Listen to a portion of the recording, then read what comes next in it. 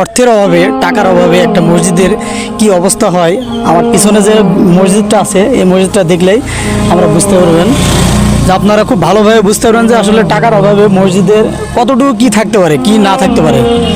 এটা হলো কামারপাড়া মাদ্রাসা জামে মসজিদ।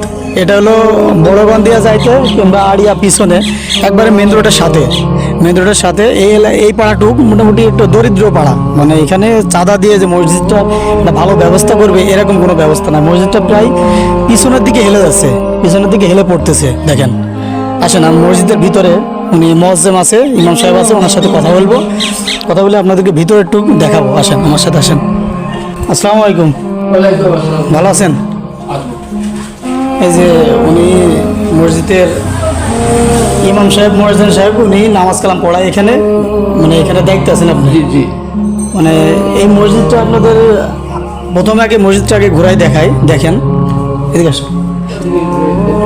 এই যে মসজিদটা মানে মানে চারিপাশ কেমন ফেটে গেছে। মানে এই মসজিদটা কখন কোন সময় মানে পিছনের দিকে হেলে পড়বে। মানে হালকা প্লাস্টার করা, মানে সামান্য প্লাস্টার করা, মানে না থাকলে না যেমন অমন প্লাস্টার করা। এই যে চারপাশ দিয়ে ফেটে গেছে, দেখেন এগুলো দেখাও।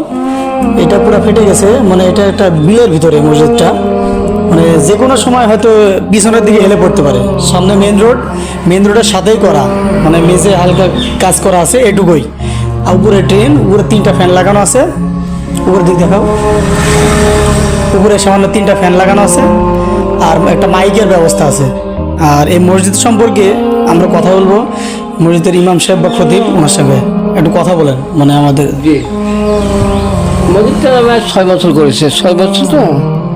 তো আমাদের এখানে আলিয়া কামারপাড়া হাফিজি মসজিদ এটা করা হয়েছিল, কিন্তু এখানে খুব দরিদ্র মানুষ দিনের দিন খায়, যার কারণে এখানে আসছে অবদান দেওয়ার মতন কোন ব্যক্তি নেই, যার কারণে আসছে আমাদের এই জিনিসটা। মানে এখন পর্যন্ত কেউ সাহায্য সহযোগিতা করে নাই, সাহায্য সংস্থা এখন পর্যন্ত কেউ করি নাই, এই পর্যন্তই আসছে আর কি। মানে সাহায্য সহযোগিতা ছাড়াই মানে এই মসজিদটা এই পর্যন্ত হয়েছে, এই পর্যন্ত ঠিক আছে। এই পর্যন্ত ঠিকই আছে, আল্লাহ তাআলা টিকে রাখছে, তাই আমরা আছি আর কি।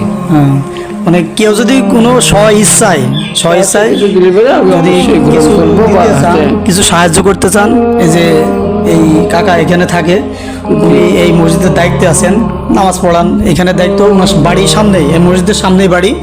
মসজিদের ঠিকানাটা একটু দিয়ে দেন, মসজিদের ঠিকানাটা একটু দিয়ে দেন। মসজিদ থেকে আছে আড়িয়া কামারপাড়া হাফিজি মসজিদ। আড়িয়া কামারপাড়া হাফেজি মসজিদ। যে কাগজটা আছে, এই যে মসজিদের নামে বিল আসে, মসজিদের নামে এখানে যে একটা মিটার আছে।